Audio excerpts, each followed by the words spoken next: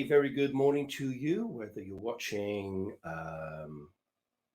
in the UK, in Europe, and I now believe we've got people watching us overseas in the United States, which is great, and you're very welcome.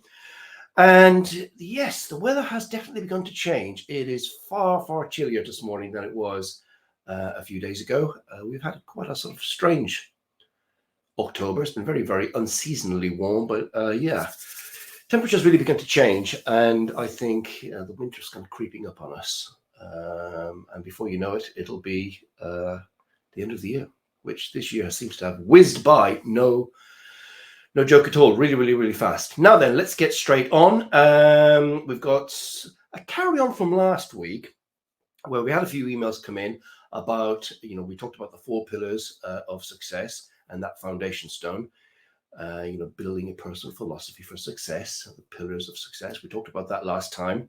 But before I get into that, quick reminder, make sure you press to subscribe and hit the bell icon so you always know what's coming up and new broadcasts that we plan to do over the coming months, especially as we run up to the end of the year. Okay, so let's just get on to today's content. And as I said, you remember last time we talked about the 4 pillars: rapport, outcome, acuity, and flexibility being the pillars of success. And we talked about this foundation stone that all of this is built on. But what are we really talking about? We're talking about building a personal philosophy for success. Now you might think, well, what does that mean? So what do we mean by that? Really, what we mean by that is, well, let me ask you a question. What is your philosophy for success?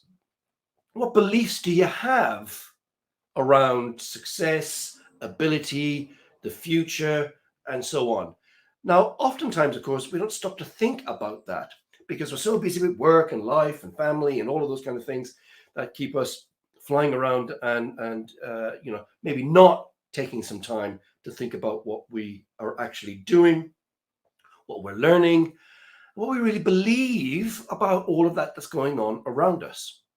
So what we're really talking about here is beliefs about who we are, beliefs about what's possible for us, and beliefs about future success. These are the kind of things that we're talking about here.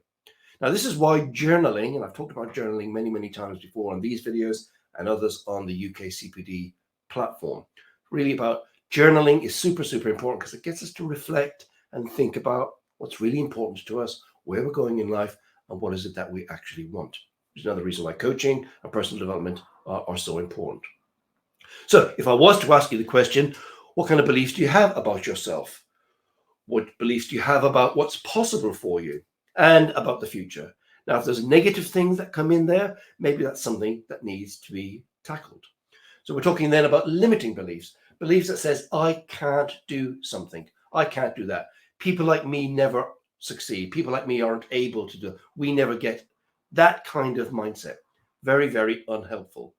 Limiting beliefs are always around us. They sort of percolate and we pick them up from our peers and from culture and all of those kind of things. They're everywhere. But sometimes we've got to think, okay, who says I need to believe this? Who told me this? What would happen if I believe something different? What is that new belief? What's the different belief that I might want to develop about myself, about my abilities, about my potential for success, and about a better tomorrow? So the old Henry Ford thing, everybody's familiar with this, and it's kind of a cliche, but actually it's super powerful. So whether you think you can or you think you can't, you're right. So let's just think about that for a second. If you really believe you can do something, chances are you will. Chances are you will. If you really believe you can't, you definitely won't. You definitely won't. I can't do that. Well, you're not going to have a go. Now, let's go back to the start, though. If you really think you can, you'll definitely have a go. And if it doesn't work out exactly right, chances are you'll learn something, which takes us back to these 4 pillars and the foundation stone. And we say the foundation stone of developing a personal philosophy for success are the presuppositions of NLP. Why do we say that? Because time and time again, it really, really is important that I get this point across. Time and time again.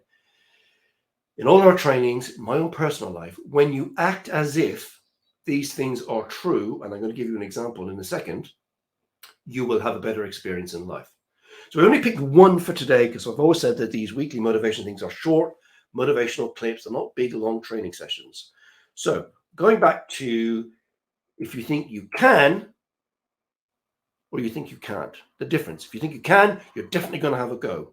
If something doesn't quite work out, that's okay. Founding principle of NLP, there is no failure, there is only feedback. So even if things don't work out exactly as such, that's feedback. Feedback. It's not failure. Failure is a label that we get beaten with. You failed. Or we even tell ourselves, I've failed. That's not helpful. So, okay, things didn't work out as planned. However, what learning have we got from this experience? And how can we now try to make it better next time round? The old saying, if you fail at first, try again, that's fine. However, we'd like to change that slightly. If you don't succeed at first, try again differently. Try something differently based on the feedback that you've had from the first experience. So there's no failure, there's only feedback. Now, here's the thing for the week. Imagine now that you really take this on to be true for you. Act as if this is your new belief. I'm going to believe this. There's no failure. There's only feedback. It will change your mindset. It will really change your mindset. So when things go wrong, that's okay. We're not going to throw our toys out of the pram. We're not going to go hysterical. We're not going to beat ourselves up. We're going to go, didn't quite work out as planned.